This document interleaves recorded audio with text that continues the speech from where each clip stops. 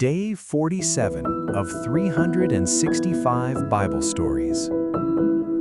When it was time for the brothers to return home, Joseph once again filled their sacks with grain. Just like before, he secretly placed the money they had paid back into their sacks. But this time, he did something more. He hid his own silver cup inside Benjamin's bag.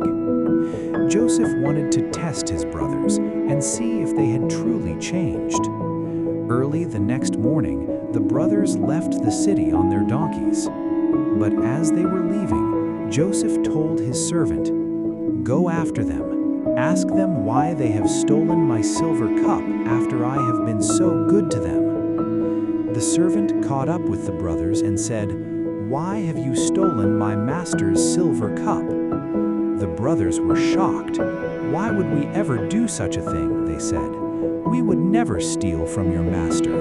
If the cup is found with one of us, let that man die, and the rest of us will become slaves." So the servant searched each sack one by one. Finally, he opened Benjamin's sack. There, lying on top, was Joseph's silver cup. The brothers were devastated. Their hearts sank. They tore their clothes in grief and began to cry.